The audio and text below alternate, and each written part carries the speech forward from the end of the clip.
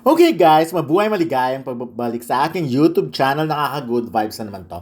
Talagang ako, pagdating kay Ding Dong Dantes and Marian Rivera, of course, na mag-asawang yan. When it comes to pakikisama talaga bonggang-bongga. Especially si Ding Dong talagang, si Ding Dong kahit sinong kausapin mo na nakakatrabaho niya, wala talagang ni katiting na reklamo tungkol sa kanya. So talagang sasaludo at sasaludo ka. At kahit sa press, very magalang siya.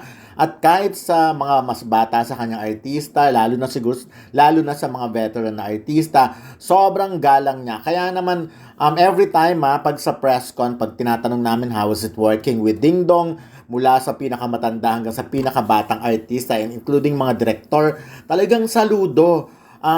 Sobra-sobra ang pagsamba nila sa pakikipagtrabaho kay Ding Dong. At nakita niyo naman sa Jose and Maria Bonggang Villa dahil nakita nyo naman, talagang gumagawa ng effort ang mag-asawa para maging solid talaga. Kasi nga, sinasabi naman talaga nila na sa trabaho, gusto talaga nila na maging parang isang pamilya, hindi yung basta taping friends lang kayo o yung magkakaibigan lang kayo. Pero mas gusto talaga nila yung super close kasi nga ganun talaga sila eh. So anyways, ayan nga 'di ba, nagbanding sila, talagang pinapunta niya sa bahay nila ang cast ng Jose Maria's Bonggang Villa 2.0. At syempre, may pa-birthday pa kay Pinky Amador, kay Joss Ford. Kaya naman tuwang-tuwa ang buong cast, buong mga kasama nila, kay malaki. Nakita nyo naman ang laki, kay malaking artista, kay maliit, kay baguang artista. Talagang welcome na welcome sa kanila. Kaya talagang every time sa mga interviews, siguro si Marian noon, kung meron man mga issue sa kanya, pero sa ngayon talaga, wala akong makitang mga wala akong nababalitaan. Tsaka madali naman sa showbiz, napakalitang showbiz. Pag may nakatrabaho si Marian ngayon at na hindi nagustuhan, lalabas at lalabas, napakaano naman ang social media, di ba? Anyway, sa video ito, of course, makikita nyo rin kung gaano ka bongga mag-entertain si Marian. Kung iniisip nyo, si Marian kasi alam naman natin na talagang sobrang rin yan, kalog, parang all out din yan sa kalokohan. Pero, syempre, di ba, pag nasa harap ng camera, pag ini-interview, kami kasi sobrang sanay na kami sa kanya. At ayun nga, pero katulad niyan, pag nag-entertain, lahat talaga ginagawa niya para lang mag-enjoy ang mga kaharap niya. Can you imagine?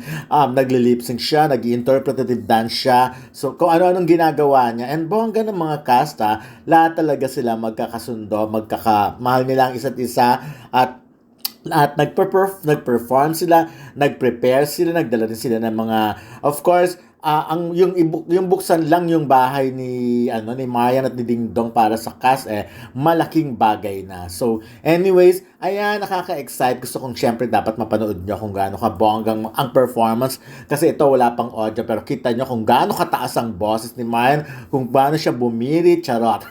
Hindi, mamaya malalaman nyo kung anong tinutukoy.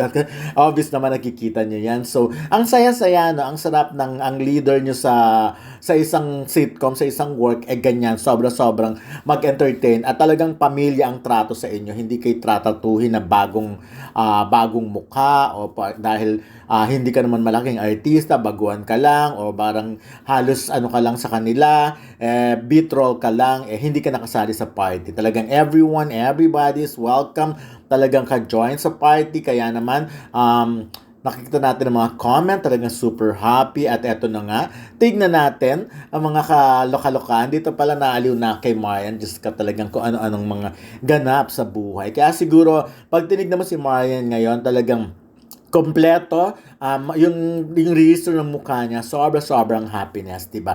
Nanggagaling talaga yon sa puso niya at galing din sa mga taong nakakasama niya. Siyempre, pag happy ka, lalabas at lalabas sa mukha mo yon. Hindi ka naiirita, unlike pag meron kang kinaiinisan sa trabaho mo, diba? So, ayan na guys.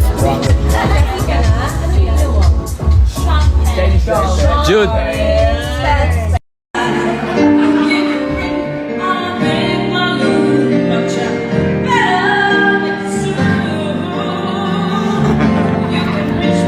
Without you turn around again. Hey, hey, hey!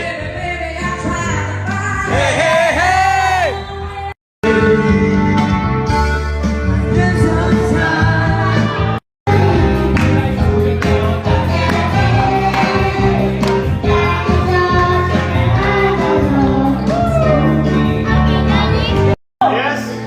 which I'm certain I've learned.